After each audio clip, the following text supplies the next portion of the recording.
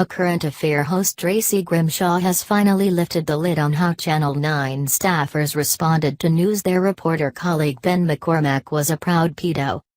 Grimshaw opened tonight's show by addressing the elephant in the room after McCormack, a former ACA reporter, was sentenced to a 3-year good behavior bond and ordered to pay a $1,000 fine. It came after he pleaded guilty to 2 child porn charges. "Now it's over, you are entitled to a statement from us," Grimshaw said. Grimshaw told viewers that reactions from staff in the ACA office, some of whom were close friends or colleagues who worked for years with McCormack, had ranged from utter disbelief on the day he was charged to utter sadness, shock, and revulsion as the nature of the offenses emerged. Fellow ACA reporter Steve Marshall described McCormack as one troubled soul.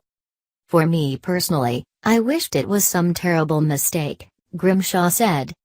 That maybe he'd been researching a story and his actions had been misinterpreted. But when the detail of his online discussions became clear, when he called himself a proud paedo who was attracted to boys aged 7 to 13 years old, I realized it was no mistake by the police. How could he do that? It was horrifying.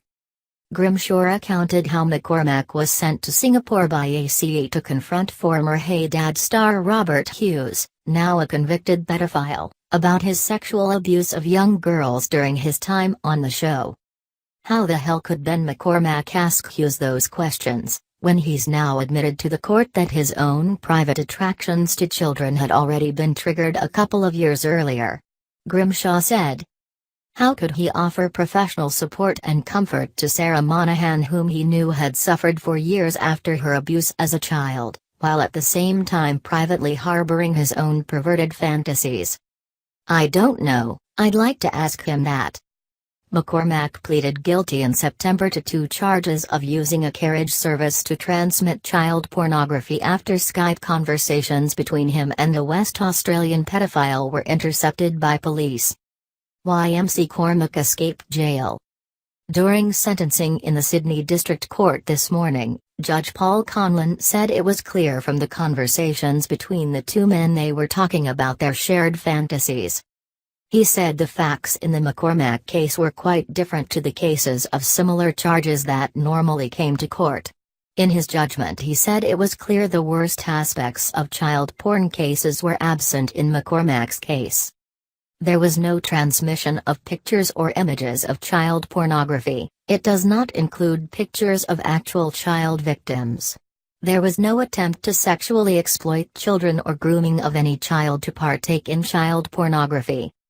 The Crown referred to the content of the conversations and also of a video McCormack sent to the man of him masturbating as proof of the objective seriousness of the offences and dismissed the defence of fantasy talk as irrelevant. But Judge Conlon said the overwhelming inference that I drew was that these conversations were examples of fantasizing about young male persons. The fact that this offender's communications were the product of fantasy and imaginings is just one of the many factors a court is entitled to consider in assessing the seriousness of the offending conduct. The judge said the Crown conceded the charges couldn't have been brought in their current form if they had taken place in a private setting and not over the internet.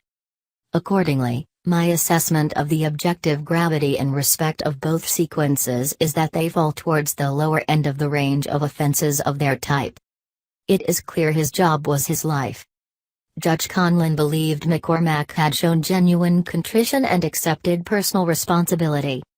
He had lost his career as a journalist, for which he had been well known nationally. The judge said, it is clear his job was his life. He will never again work in media again, adding that McCormack believed his life had been destroyed. His lawyer Sam Macedon submitted that McCormack had suffered a punishment that exceeded the gravity of his crime given his loss of reputation and career. Owing to the extensive and explosive media coverage because of who he is, he has suffered and will continue to suffer public humiliation. Owing to his mental fragility, he will continue to struggle with his total loss of reputation and public ridicule. Members of the public treated people convicted of child porn offenses harshly. No offense raises the community ire and sensibilities more than offenses, or perceived offenses, against children, Judge Conlon said. As he sentenced McCormack, Judge Conlon said a mitigating factor was his previous good character as a journalist with a current affair, and also that he sought help to control his deviant sexual urges long before his arrest. McCormack told forensic psychologist Dr. Jeremy O'Day he was triggered in 2005 while interviewing two boys, aged 9 and 11, while he was doing a story about their father. He has told me that this meeting had triggered his awareness of his sexual attraction to prepubescent male children. Since that time the pedophilic component had increasingly dominated his sexual focus, to the point at times, it had been his predominant if not exclusive focus. Dr. O'Day said McCormack had been sexually abused as a child, but he could not draw a link between that and his pedophilic orientation.